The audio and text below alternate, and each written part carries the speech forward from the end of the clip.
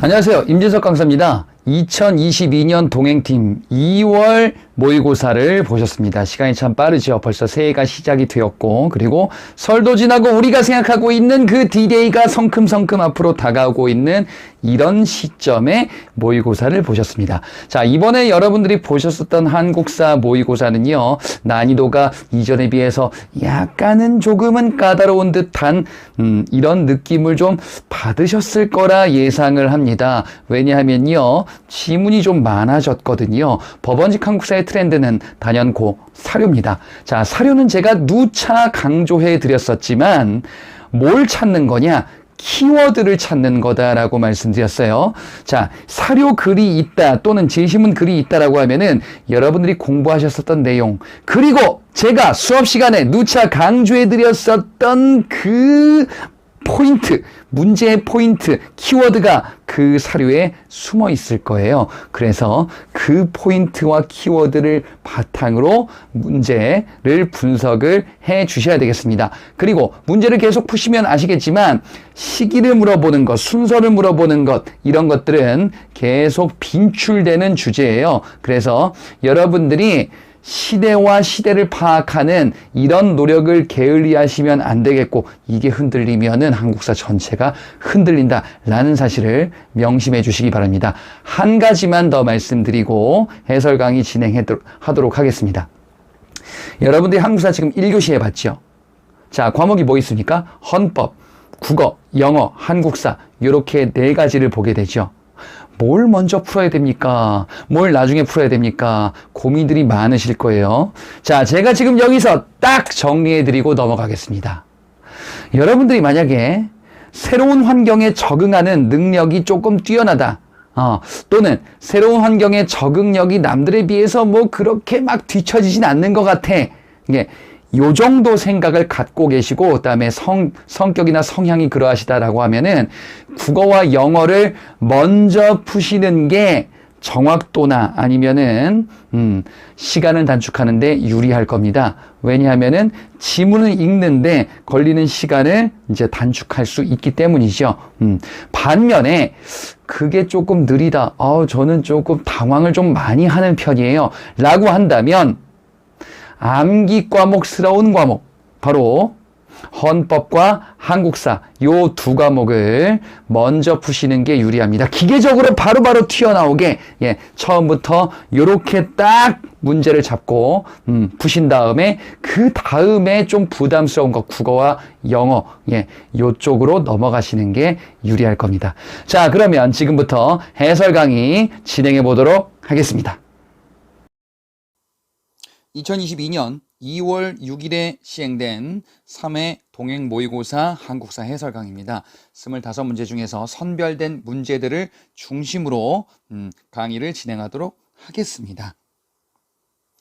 자, 2번 문제입니다. 다음 사건이 벌어진 시기 사실로 옳은 것을 골라보자. 이렇게 돼 있어요. 사료가 나왔죠. 자, 보니까 지금 2차 돈이 나왔습니다. 2차 돈이 왕의 얼굴을 쳐다보고 어쩌고 저쩌고 나오고, 목을 베니 허연젓이 한 귀나 솟았다라고 되어 있습니다. 2차 돈이 순교했구나 라는 사실이죠. 삼국시대 신라 법흥왕 시기 때 불교를 공인했었던 2차 돈의 순교를 바탕으로 신라가 불교를 공인하게 되었구나 라는 사실이죠. 자, 그러면 이 시기가 언젠데요? 신라 법흥왕 6세기 신라, 요 시기예요. 자, 그러면 이 당시의 사실로 옳은 것을 골라보자. 1번 보기. 당시 신라의 국호는 사로국이었다. 이렇게 돼 있어요. 자, 요거는 신라 국호가 어떻게 변화하는가, 신라라는 국호로 확정했었던 시기는 지증왕 시기죠. 지증왕 시기 때 사로국을 신라로 바꾸게 되는데, 지증왕은 법흥왕 이전에 있죠? 그죠? 그러니까 당시의 신라의 국호는 사로국이 아니고 신라겠다. 틀렸습니다. 2번, 당시 신라는 나제동맹을 체결 중이었었다.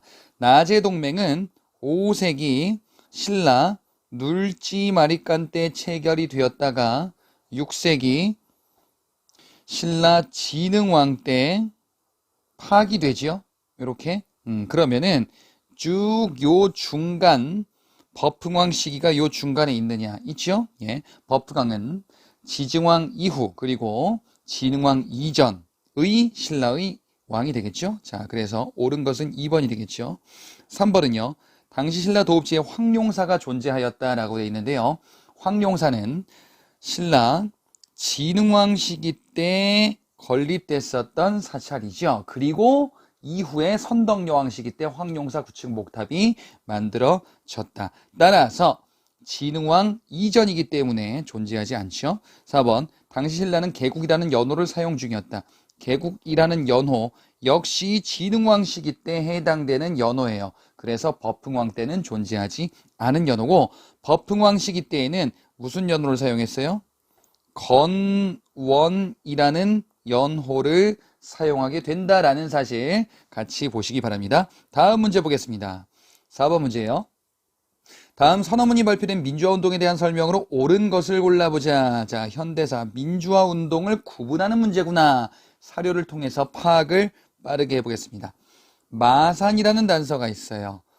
그리고 학생들이 지금 주도하고 있구나라는 사실. 그리고 결정적인 단서. 이거 나오면 빼박이죠. 3.15 선거는 불법 선거이다. 3.15 부정선거를 규탄하면서 벌어졌었던 마산에서 시위고 그리고 한 가지 단서가 더 나올 수 있죠. 김주열이 사망했다라고 하면은 바로 이거다. 뭐냐? 4.19 혁명이죠. 1960년에 벌어졌었던 이승만 정권 말기죠. 3.15 부정선거를 배경으로 했었던 4.19 혁명. 마산에서 시작됐고 김주열이 사망하죠. 예. 그리고 이 4.19 혁명은 예, 바로 교수 시국선언이라는 단서도 출제가 될 수 있겠다. 예. 이승만 정권 말기 때 이를 규탄했었던 민주화 운동이고요. 학생들 주도였다라는 사실. 자, 보기를 보겠습니다. 1번에 대통령의 하야 발표를 이끌어냈다. 예, 4.19 혁명의 결과 이승만이 하야하게 되죠. 그죠? 이승만이 하야하게 됐었던 이승만 정권 붕괴와 관련한 사건이 바로 이 4.19 혁명이었었구나. 그리고 장면 정권이 출범하게 되는 계기로 이후에 작용하겠죠. 이번에 6.29 선언이 발표되는 계기가 되었다. 6.29 선언은 6월 민주항쟁의 결과예요. 6월 민주항쟁의 결과 6.29 선언이 발표되죠. 요거는 1987년 전두환 정부 말기 때 해당하는 내용이 되겠습니다. 자, 3번 신군부 세력의 권력 장악을 막고자 하였다.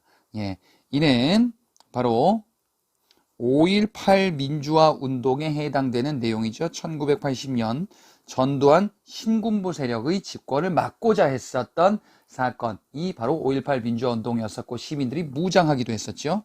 자, 4번에 시위대가 시민군을 조직하여 계엄군에 맞섰다. 요것도 역시 5.18 민주화 운동에 해당되는 예, 시민군, 시민들이 무장했었던 사례였었다. 답은 1번입니다. 6번 문제로 넘어가 볼게요. 다음 가와나 남북 간의 합의 사이 시기에 발생한 사실로 옳지 않은 것을 골라보자. 예, 가 사건은 뭔지 나는 뭔지 사료를 통해서 마찬가지로 구분을 해보겠습니다. 자, 첫째, 통일은 외세에 의존하거나 남북 간의 합의예요. 통일 관련된 합의가 되겠죠. 근데 보니까 지금 첫째, 통일에 대해서 언급을 하는데 자주적으로 해결해야 된대. 둘째 보니까 평화적 방법으로 한 가지가 더 나오겠죠. 뭐가? 민족적 대단결이라는 단서가 나오겠죠. 자, 지금 요 세 가지 단서가 나온다라고 하면은 박정희 정부 시기 때 있었던 7.4 남북 공동성명에 해당되는 내용이다 라는 것을 파악할 수 있겠죠. 예, 세 개 중에 두 개가 나왔네. 나에 보니까 남북 간은 서로 상대방의 체제를 인정하고 존중한대요. 그리고 무력을 사용하지 않는다라는 내용이 담겨져 있어요. 예, 상대방의 체제를 인정한다라는 게 있는데 체제를 인정하고 무력을 사용하지 않는다. 자, 이는 상호 불가침을 이야기했었던 바로 남북 기본합의서예요. 남북 기본합의서는 노태우 정부 시기 때 1990년대 초죠. 노태우 정부 시기 때 있었던 합의고요. 이거 말고 단서로 나오는 게 잠정적인 특수관계, 남과 북의 관계를 잠정적인 특수관계로 한다라는 단서가 남북기본합의서에서 등장을 하겠네요. 자, 그러면 70년대 초 박정희 정부 그리고 90년대 초 노태우 정부 사이에 있었던 일이 아닌 것을 고르면 되겠습니다. 1번 우리 정부가 77선언을 발표하였다. 77선언은 1988년 노태우 정부 초기예요. 예, 그래서 뭘 규정한 거냐? 북한을 화해와 협력, 교류의 대상으로 바라보겠다라는 우리 정부의 선언이다. 그 결과물이 바로 이제 노태우 정부 시기 때 뭐 유엔 동시가입 그리고 지금 여기 나온 남북 기본합의서 그리고 남북 간의 비핵화 공동선언 이런 걸로 이어지게 되겠죠. 가나 사이에 들어가겠네요. 2번. 자, 남과 북이 유엔에 동시 가입하기로 합의하였다. 맞죠? 자, 맞는데 유엔에 동시 가입하게 된 게 남북 기본합의서 체결 이전이다라는 사실을 알아두셔야 되겠고 그리고 비핵화 공동선언으로 이어지게 되죠. 자, 요 순서를 파악하신 지금 요게 나에 있어요. 그렇기 때문에 유엔 가입 맞다라고 볼 수 있겠네요. 3번 분단 이후 최초로 남북의 이산가족이 고향에 방문하였다. 요거는 전두환 정부 시기 때 있었던 남북 간의 최초 상봉 및 고향 방문이다라고 볼 수 있죠. 전두환 정부, 노태우 정부 그 이전에 있었던 정부고 박정희 정부 이후기 때문에 3번의 내용 사이에 들어갈 수 있겠습니다. 4번 남북이 정상회담에 합의해서 평양에서 최초 회담이 개최되었다. 이는 2000년에 있었던 김대중 정부 시기 때의 합의죠. 따라서 나 이후에 해당한다 시기를 파악할 수 있겠네요. 답은 4번이 되겠습니다. 자, 7번 문제 보겠습니다. 다음 자료 관련된 나라에 대한 설명으로 가장 옳은 것을 골라봐라. 방심하면 틀릴 수 있는 문제. 뭔데? 사람을 죽인 자는 사형에 처한다. 그런 거 보니까 이거 고조선의 8조법인가? 이렇게 오해할 수 있어요. 예. 근데 좀 더 봐야죠.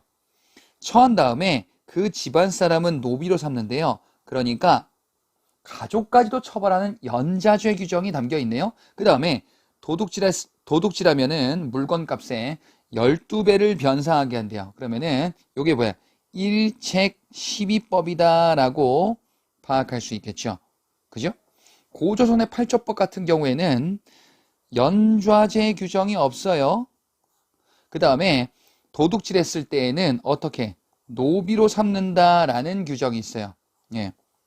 자, 그래서 일책 12법 요거는 연좌죄 규정 이런 것들은 고조선의 8조법이 아니구나. 또한 남녀 간에 음란한 짓을 했을 때 어떻게? 질투하는 부인은 죽인대요. 투기하는 경우에도 죽인대. 예. 그러니까 여자에 대해서 처벌 규정이 있네요. 고조선의 8조법 같은 경우에는 음란하지 않는다라는 이런 풍속에 대해서만 나와 있어요. 자, 그래서 요거는 바로 뭡니까? 부여예요. 부여의 4대 금법에 해당하는 내용이죠. 따라서 이 나라는 고조선이 아니고 부여구나. 이렇게 파악하셔야 되겠습니다. 1번 10월에 무천이라는 제천 행사를 개최하였다라고 되어 있는데요. 자, 무천이라는 제천 행사는 동해의 제천 행사죠. 부여 같은 경우에는 영고죠. 2번 형이 죽으면 형수를 아내로 삼는 풍습이 있었다. 이게 뭡니까? 형사취수제. 형사취수제는 부여와 고구려의 공통적인 특성. 그래서 2번이 답이겠다. 3번 중대한 범죄자는 재가회를 열었다. 이건 고구려에 해당하죠. 부여는 아니더라. 4번 왕 밑에 국무를 관장하던 상이라는 관직이 있었다. 상, 대부, 장군 이런 관직은 고조선에서 등장하는 관직이죠. 예, 그래서 2번이 정답이 되겠네. 자, 다음 문제 8번 보겠습니다. 가나 조약 체결 사이에 있었던 사실로 옳은 것을 골라보자. 자, 조약의 내용을 분석하셔야 돼요. 가를 보니까 지금으로부터 20일 이내 조선국은 흉도들을 잡고 수계를 엄히 징계한대요. 지금 조선에 무슨 일이 있었나 봐. 근데 이것만 갖고서는 알 수가 없겠죠? 5조에 보니까 일본 공사관에 약간의 군사를 두어 경비하게 한다라고 되어 있습니다. 일본 공사관에 경비한대요. 군을 둔대. 경비병을 두네요. 자, 그러면 요걸 단서로 잡았네. 일본 공사관 경비병을 두네요. 일본 군이 우리나라에 조선에 들어오겠네. 따라서 이는 바로 제물포조약이다라는 사실을 파악할 수 있죠. 제물포조약은 이모군란이 벌어진 그 결과물이네요. 1880년대 초에 이모군란, 구식군인들이 일으켰었던 난인 이모군란. 그리고 이 과정에서 이제 일본 공사관이 공격을 받았네. 그래서 일본이 이에 대해서 배상금 지불을 요구하고 그리고 경비병 파견을 이제 관철시키게 되죠. 자, 나에 보니까 조선국은 일본국에 보내서 사의를 표명한대. 그럼 또 뭐 조선과 일본 사이에 무슨 문제가 있었나 봐요. 4조 보니까 일본 공관에 대해서 이야기가 나오고 그리고 지금 이에 대해서 배상금 얘기가 나와 있어요. 예. 일본 공사관 이것을 신축하는 것에 대한 배상금 지불 얘기가 있네요. 그러면 요 지금 가가 앞서 나와 있는 가가 재물포조약이니까 나는 재물포조약이 아니에요. 예. 일본 공사관 공관에 대해서 지금 또 얘기가 나왔네요. 이 공사관이 불탔나 봐. 그러면 재물포조약이 아니면 이건 뭡니까? 한성조약이에요. 왜? 갑신정변의 결과 공사관이 공격을 받고 그리고 이에 대해서 배상금 지불을 요구했었구나. 예. 재물포조약이 아니면 한성조약이겠지. 그래서 나 같은 경우에는 가소거법으로 가시는 거예요. 예. 다 공사관과 관련된 이야기를 하고 있는데 가는 일본 경비병을 얘기하고 있고 그러면 나는 그게 아니겠구나. 그럼 뭐겠어요? 한성조약이겠지. 그러니까 가는 이모군란 결과 체결된 재물포조약, 나는 갑신정변 결과 체결된 한성조약이구나 라고 파악을 하셔야 되겠습니다. 자, 그러면 보기를 보자. 1번에 흥선대원군이 청에 납치되었다. 흥선대원군이 청에 납치된 거는 바로 이모군란 과정에서 있었던 일이에요. 그렇기 때문에 가 이전에 해당합니다. 2번에 보니까 신식군대 별기군이 창설되었다. 별기군의 창설은 바로 이제 초기 개화 시기 때 해당하는 내용이죠. 별기군이 창설되자 어떻게 돼요? 이 별기군에 차별받았었던 구식군인들이 난을 일으키게 되죠. 그래서 일어났었던 게 이모군란이잖아요. 그러니 지금 가의 재물포조약 이전에 있었던 일이다라는 사실을 파악할 수 있겠죠. 3번 당호전이 처음 발행됐대. 당호전의 발행은 이모군란과 갑신정변 요 사이에 있었던 일이다라는 사실을 파악할 수 있죠. 왜? 이모군란 벌어진 이후에 당시 급진 개화파들이 이에 대해서 불만을 가지고 있었어요. 예. 자, 그 불만이 있었던 게 바로 온건파와 급진파의 갈등이었었는데, 요 두 갈등 속에서 바로 당시 민씨 정권이 재정 문제를 해결하고자 어떻게 했습니까? 당호전을 발행하게 되죠. 당호전을 발행하게 됩니다. 반면에 급진파 같은 경우에는 일본으로부터의 차관 도입을 주장했었거든. 예. 자, 그래서 이런 차이점이 존재했었던 게, 논쟁이 있었던 게 바로 이모군란 갑신정변 사이구나 라는 사실을 파악할 수 있겠죠. 4번 함경도 관찰사 조병식이 방공령을 시행하였다. 방공령의 시행은 갑신정변 이후에 해당하는 내용이에요. 갑신정변 이후에 여러 국가들에게 우리가 이제 치이는 일이 벌어지게 되고, 그리고 당시 일본이 우리의 곡식을 이제 유출하는 일들이 빈번하게 일어났었는데 이를 막고자 있었던 게 바로 방공령이었었고요. 그래서 이는 1880년대 후반에 있었던 일로 파악할 수 있겠습니다. 자, 다음. 그래서 지금 이 문제의 정답은 3번이 되겠죠. 그죠? 옳은 것이다라고 하면은 3번이 옳은 것이다. 4번은 지금 나 이후다라고 파악해 볼 수가 있겠습니다. 자, 다음 문제는 11번 문제예요.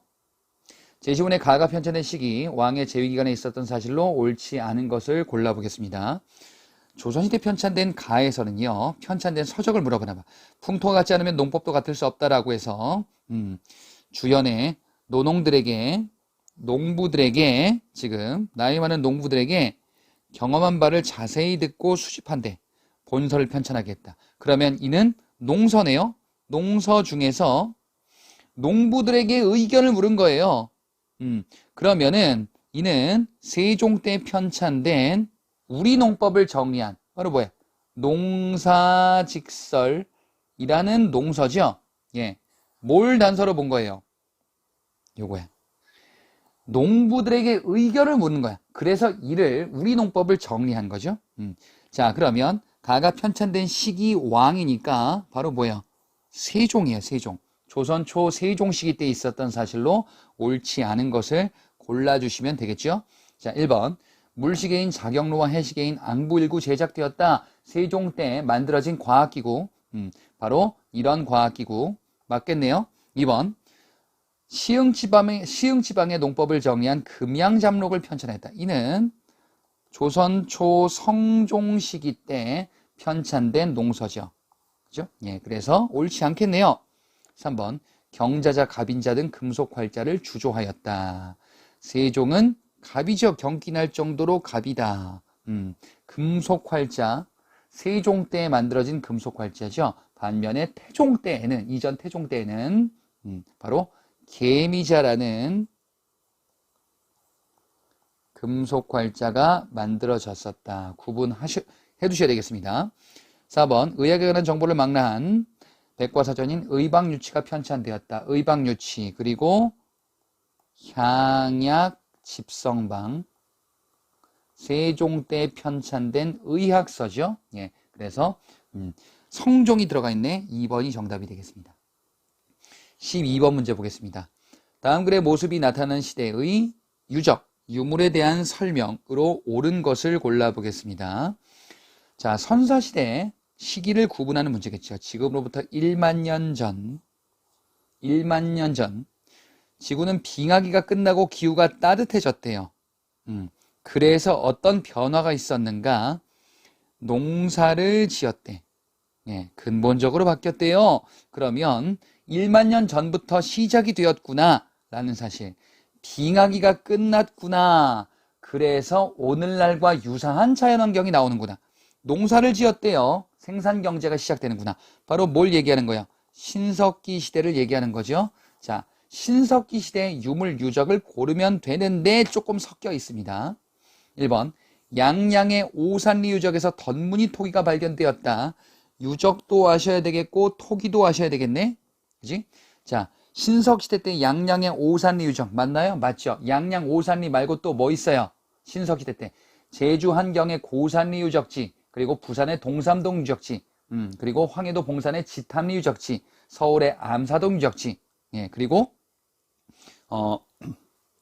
고성의 문암리 유적지, 지금 여기 나오는 양양의 오산리 유적지, 이런 유적지들이 대표적이죠. 자, 그래서 1번이 정답이네요. 2번. 연천 전곡리 틀렸죠. 이건 구석기 시대 때 유적지죠. 빗살무늬 토기는 신석기의 토기 맞죠? 1번에서 하나 빠뜨렸네. 덧무늬 토기, 신석시대 때 토기, 덧무늬 토기, 빗살무늬 토기, 그리고 이른 민무늬 토기까지, 그리고 예, 또 뭐 있습니까? 눌러찍기 무늬 토기, 예, 요렇게 신석시대 때 토기로 정리할 수 있겠네요. 3번. 청원의 두루봉 동굴 유적이다. 구석기 시대에 해당하죠. 청원의 두루봉 동굴 유적에서는요, 흥수아이가 발견되었다라는 것을 파악하셨을 겁니다. 미송리식 토기가 발견되었대요. 미송식 토기는 요거는 청동기 시대 때의 토기죠. 예, 미송식 토기, 그리고 민무늬 토기, 그리고 붉은 간토기 다 청동기 시대 때의 토기다라고 정리하셨을 겁니다. 4번에 부여 송국리 유적이다. 요거 청동기 시대의 유적지죠. 부여 송국리 유적지. 예, 요거 말고 여주의 흔암리 그리고 의주의 미송리 이런 유적지들을 파악하셨을 겁니다. 그래서 2번과 3번의 유적지는 구석기 시대에 해당하고 4번의 유적지는 청동기 시대에 해당하죠. 아슐리하년 주먹도끼다라고 하면은 구석기 시대의 대표적인 유물인데 연천의 전곡리 유적에서 출토되었다라고 보셨을 겁니다. 예, 답은 1번이 되겠습니다. 자, 다음 문제 13번이에요. 표는 조선 후기 신분계층이래. 조선 후기래요. 자, 가다의 신분 변화에 대한 탐구 활동으로 옳은 것을 보기 위해서 모두 골라보겠습니다. 조선 후기에는요. 자, 특징, 신분 계층 변화의 특징이다라고 하면은 양반 계층이 증가하죠. 반면에 상민 계층은 감소하더라 라는 사실. 그리고 노비의 비중 역시 감소하죠. 예, 이렇게 파악해 볼 수 있는데 이 중에서 원래 가장 많았었던 계층은 평민층의 상민 계층이에요. 자, 그러면 지금 보니까 조선 후기에 신분 비중 변화가 가나다로 지금 나와 있는데 자, 원래 가장 많았었던 게 나네요. 근데 나를 보니까 비중이 줄어들고 있네. 따라서 요게 상민이죠. 가는 비중이 점점 늘어나고 있네요. 예, 그러니까 양반이구나. 그 다음에 다는 줄어들고 있는데 나만큼 많지는 않았었어. 예, 그러니까 이는 노비에 해당하죠. 예, 바로 천민이다. 자, 그래서 가나다를 파악을 했습니다. 그러면은 보기를 보겠습니다. 기억의 가. 족보의 구매와 위조의 사례를 조사해 본다. 족보는 양반 신분을 사는 거죠. 예. 그래서 양반의 수와 비중이 증가하게 되고 반면에 양반의 지위는 하락하게 되는 원인으로 작용하는구나. 양반 신분을 사는 대표적인 수단이고요. 족보 말고 납속책과 공명첩이 있네요. 예, 이런 것들 역시 양반으로 편입하게 되는 대표적인 사례들이라고 볼 수 있겠습니다. 니은에 이들이 형성한 동족마을을 조사해본다. 동족마을 또는 동성마을. 당시 조선 후기 때 양반들이 자신들의 지위를 하락하는 지위를 회복하기 위한 이런 수단으로 보셨을 겁니다. 그래서 맞는데 뭐가 틀렸어요? 나가 아니고 가죠. 양반이죠. 디귿에 다 노비 세습 방식이 일천즉천으로 변화한 배경을 조사해본다. 노비의 세습 방식은 부모 중에서 한 명만 노비면은 자식은 무조건 노비다. 일천즉천이었었다가 노비의 신분은 어머니의 신분을 따르도록 하는 노비 종모법이죠. 예. 자, 지금 이러한 제도가 나오게 된 배경은 조선 후기 때 상민들이 감소해요. 상민들이 감소해서 정부의 지금 리을에 있는 내용과도 관련이 있는데 재정 상황이 안 좋아지게 돼. 정부의 재정 상황이 안 좋아지니까 어떻게 돼?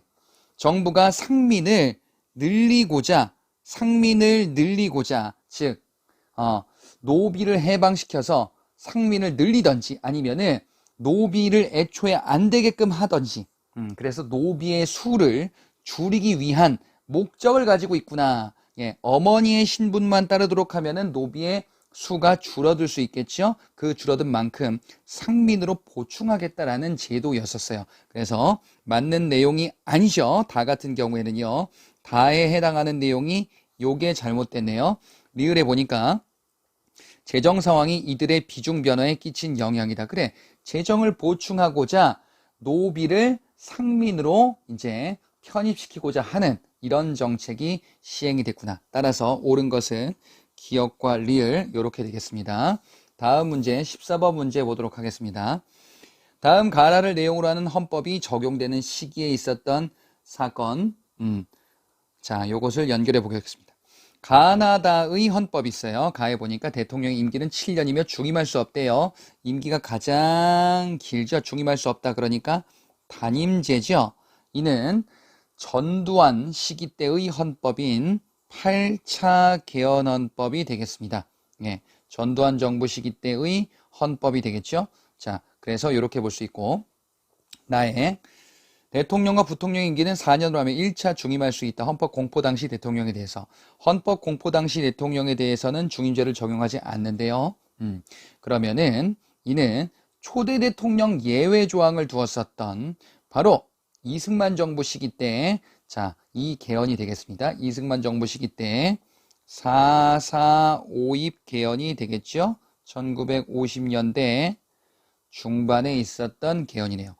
라에 보니까 임기 6년의 대통령은 통일주체 국민회의에 선출한대요. 예. 임기 6년인데 대통령을 통일주체 국민회의에 선출하네. 그럼 간선제죠. 근데 통일주체 국민회의래요. 그러면은 요거는 7차 유신헌법이 되겠네요. 그죠? 반면에 가 같은 경우에 요것도 간선제긴 한데 여기서는 대통령 선거인단이라는 기구에서 대통령을 선출한다라는 비교 포인트가 있었습니다. 자, 그러면 보기를 보겠습니다. 1번에 수출 100억 불을 달성하였다. 수출 100억 불의 달성은 유신체제 때 있었던 일이에요. 그래서 가에 해당하는 내용 맞습니다. 가에 해당하는 내용이 아니죠. 예. 자, 유신체제에 해당하는 법은 다기 때문에 가가 아니고 다로 가야 되겠습니다. 자, 2번에 민주당이 못 살겠다 갈아보자라는 구호를 내걸었다라고 되어 있습니다. 못 살겠다 갈아보자라는 구호를 내걸면서 선거운동했었던 거는 4.4.5입 개헌 이후에 바로 자, 요 시기 때에는요 3대 대통령 선거예요. 네. 그래서 헌법 개정이 4.4.5입 개헌이 있었고요. 그 다음에 이후에 장면정부 출범에 계기가 됐었던 3차 개헌이 일어나게 되죠. 그 사이에 해당하는 일. 그래서 나가 정답이 되겠습니다. 3번. 노동자 전태일이 분신하는 사건이 발생하였다. 전태일 분신 사건은 박정희 정부인데요. 유신체제 이전에 해당해요. 자, 그래서 다 시기 이전, 바로 6차 개헌 헌법인 1968년에, 69년에 개헌됐었던 그 삼선 개헌에 해당하는 당시의 모습이 되겠습니다. 자, 4번의 내용은요. 나다가의 순서로 개헌이 이루어졌다라고 되어 있는데요. 나다가가 아니고 어떻게 돼요? 시기적으로 보면은 나가 제일 먼저고, 그치? 나가 제일 먼저고 그 다음에 다, 그 다음에 가 이렇게 가야 되겠죠? 그래서 요 두 가지가 바뀌어야 맞겠습니다. 답은 2번이 되겠습니다. 다음 문제 15번이에요. 다음 제시된 사건 이후에 나타난 사실로 옳은 것을 골라보자. 자, 요 사건이 무엇인지 볼게요. 해공왕이라는 단서가 나왔습니다. 이 시기 때 김지정이 반란 일으켰어요. 그래서 지금 김양상과 김경신이 병련 일으켜서 김지정 등을 죽였대요. 근데 왕이 죽었네. 그러면 해공왕이 죽고 이제 새로운 왕이 등장을 하겠죠. 해공왕 시기 때 김지정의 난, 그리고 이거 말고 이제 96 각간의 난이 나는 거 들어보셨을 겁니다. 예, 신라 중대가 이제 끝나게 되죠. 신라 중대가 끝나게 되고 기존의 무열왕 직계 왕위 계승이 이제 단절되고 이후에 내무랑 반계들의 왕위 쟁탈전이 벌어지는구나. 그래서 이 김양상이 선덕왕으로 즉위하고요. 김경신이 이후에 뭐로 즉위하겠어요? 원성왕으로 즉위하겠죠. 그래서 지금 신라 중대가 끝나고 이제 신라 하대로 이어지겠다라는 사실이죠. 이들의 왕위 찬탈에 대해서 불만을 일으켰었던 사람이 바로 누구였습니까? 그 이후에 김원창이죠. 신라 하대의 김원창의 난으로 이어지겠구나. 자, 어찌됐건 지금 이 사료에서는 해공왕이 죽고서 신라 중대가 끝났구나. 그래서 신라 하대로 이어지겠네요. 자, 그러면은 신라 하대에 해당하는 내용을 고르면 되겠습니다. 1번. 육두품이 왕권과 결탁하여 귀족을 견제하였다. 신라 중대에 해당하죠. 왕권이 강력한 시기, 육두품과 왕권이 결탁한 시기. 그 다음에 2번에 상대 등보다 시중, 집사부의 장관인 시중의 권한이 강화됐네요. 신라 중대 왕권이 강력한 시기 때의 모습이죠. 자, 요걸 바꾸면은 요 두 가지를 바꾸면은 신라 하대의 특징이 되겠죠. 3번 강한 권력을 장악한 왕은 귀족 세력을 숙청하였다. 왕권이 강력하네요. 그래서 신라 중대구나. 4번 호족과 육두품이 연계되어 사회개혁을 추구하였다. 호족이 등장하죠. 육두품이 호족에게로 갔구나. 이렇게 결탁했구나. 신라 하대에 해당하는 내용이구나. 사료를 바탕으로 중대와 하대를 구분하는 건데 지금 사료 이후에는 신라 하대니까 답은 4번이 되겠습니다. 다음 문제 19번 문제 보겠습니다. 다음 제시문이 발생한 사건 시기를 가라의 동학농민운동 과정에서 고르래요. 동학농민운동이래요. 자, 그럼 동학농민운동의 사건들을 배열해야 되겠어요. 네. 동학농민운동은 어떻게 봤었냐? 고구밀란 시기인가? 그리고 1차 봉기 시기인가? 그리고 2차 봉기 시기인가? 이렇게 나누어서 봤어요. 자, 그러면 지금 이 사료 박스를 보겠습니다. 당시 조선 조정은 조선군에 파병된 청군과 일본군에게 철수할 것을 요구했대요. 그럼 청군과 일본군이 들어왔네요. 근데 일본이 철군 요구를 무시하고 조선 땅에 계속 군대를 주둔했대. 이어서 일본군이 어떻게 해요? 경복궁을 점령하네요. 그렇구나. 그러면 당시 일본이 경복궁을 점령했었던 사건. 그러면 이게 언젠데? 1차 봉기와 2차 봉기 사이에 있죠? 왜? 1차 봉기는 전주화약을 계기로 마무리가 됐는데 당시 정부가 청군과 일본군에게 철수를 요청하자 일본이 이렇게 되고 그래서 2차 봉기를 동학군이 감행하게 되죠. 시기를 이렇게 파악을 했습니다. 자, 그러면 정답은 어디에 있을까? 전주성을 점령하고 그리고 전주 화약을 체결하게 되네요. 그리고 이제 일본군이 경복궁을 점령하게 되네. 그리고 2차 봉기로 이어지게 되죠. 그죠? 네. 2차 봉기로 이어지게 되네요. 2차 봉기 당시에 논산에 집결했었네. 그리고 2차 봉기가 끝나게 됐었던 게 우금치 전투로 패배하면서 끝나게 되는구나. 그래서 답은 3번이 되겠습니다. 다음 문제 20번 문제예요.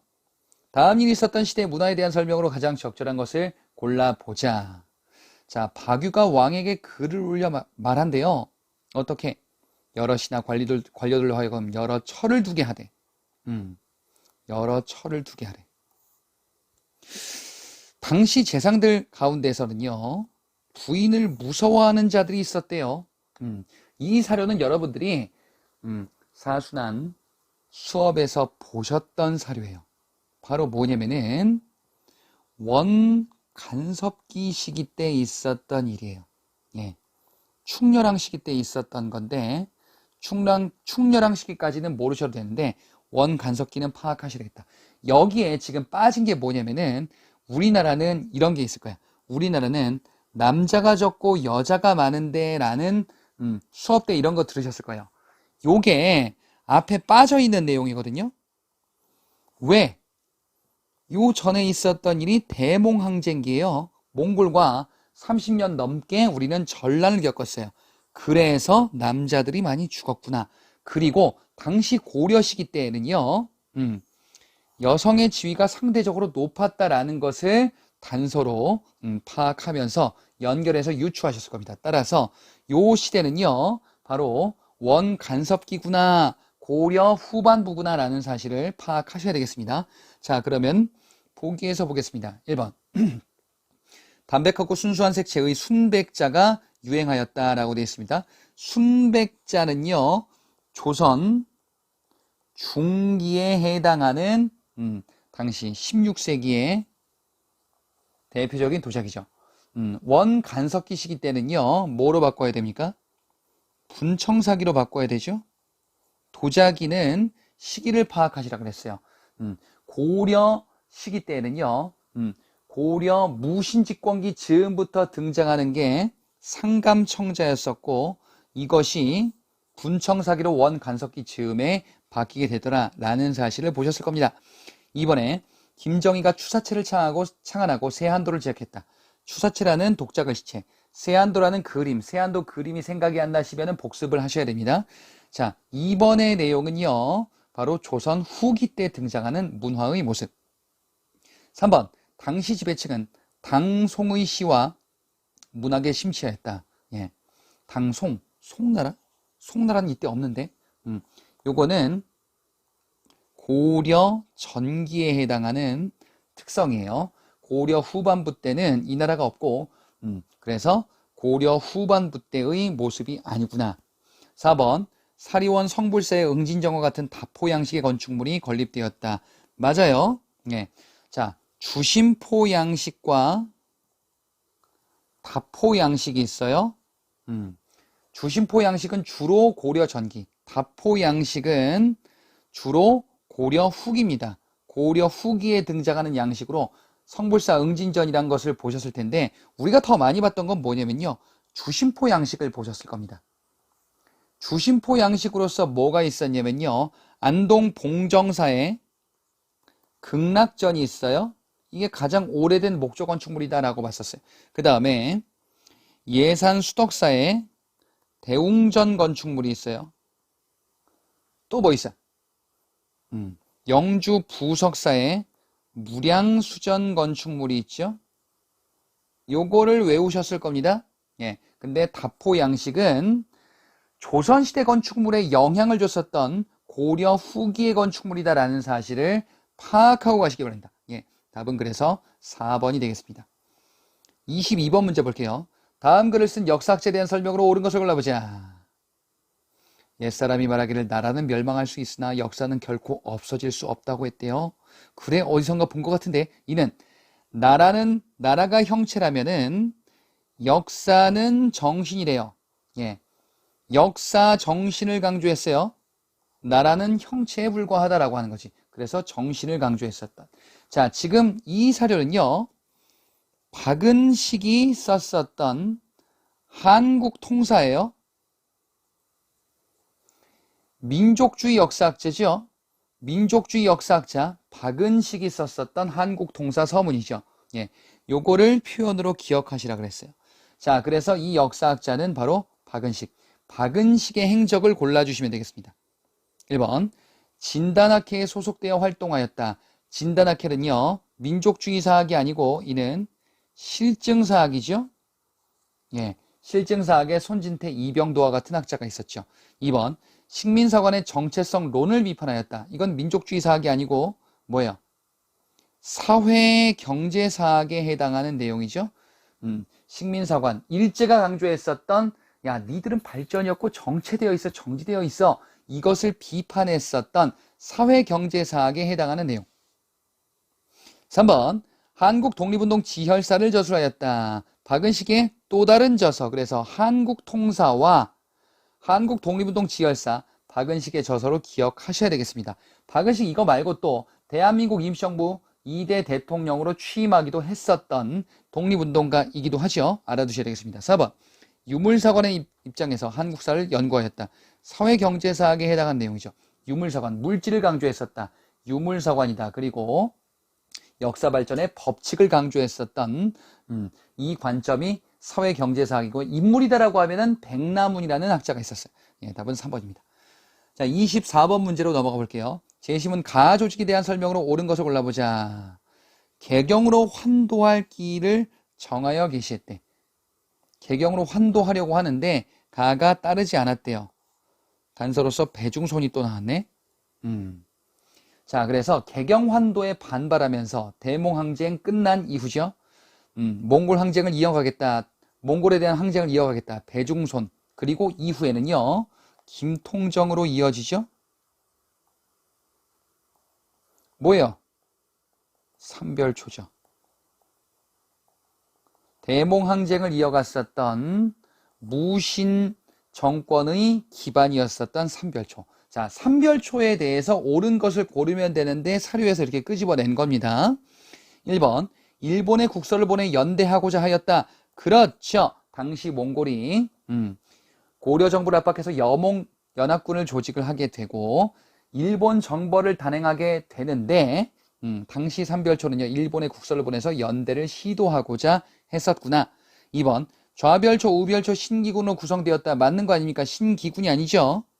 신기군은 요거는 어디에 있어요?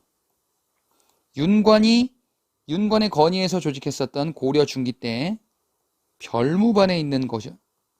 신기군, 신보군, 그리고 항마군. 자, 그러면 삼별초에는 뭐가 있죠? 신기군이 아니고 신의군이 있어요. 예, 이렇게 헷갈릴 수 있는 포인트 주의해 주시고 3번, 천령 이북 지역을 공격하여 수복하였다. 예, 시기가 맞지 않죠? 천령 이북 지역을 공격해 수복했다. 바로 쌍성 총관부 지역을 탈환하였다라는 건데 요거는 공민왕 시기, 고려 말 공민왕 시기 때 해당하는 내용이죠. 예, 삼별초는 원간섭기 접어들 때예요. 이제 예, 그때 대왕제가 이어갔었던 시기고 원간섭기 이후에 등장한 왕이 공민왕이죠. 그래서 3번 틀렸구나. 4번, 포수, 사수, 살수 등의 삼수병으로 조직되었다.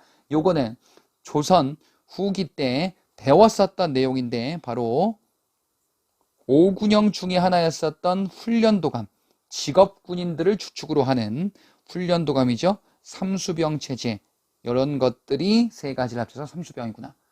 그래서 삼수미세를 걷는다라는 것을 보기도 하셨을 거 아니에요. 답은 그래서 1번이 되겠습니다. 25번 마지막 문제입니다.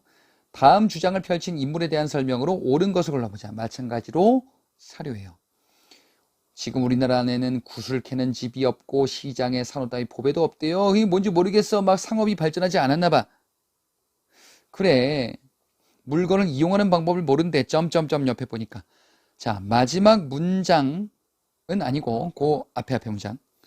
재물은 우물과 같다라고 되어 있습니다. 우물. 퍼쓸수록 가득 차고 이용하지 않으면 말라버린대요. 예, 그래서 뭘 해야 된대? 소비를 해야 된다 이거지. 그치? 소비의 중요성을 우물에 빗대서, 재물을 우물에 빗대서 적정하게 써야 재물이 계속 찬다라고 강조를 하는 거죠. 요거는 조선 후기 중상학파 실학자인 박제가의 견해죠. 예.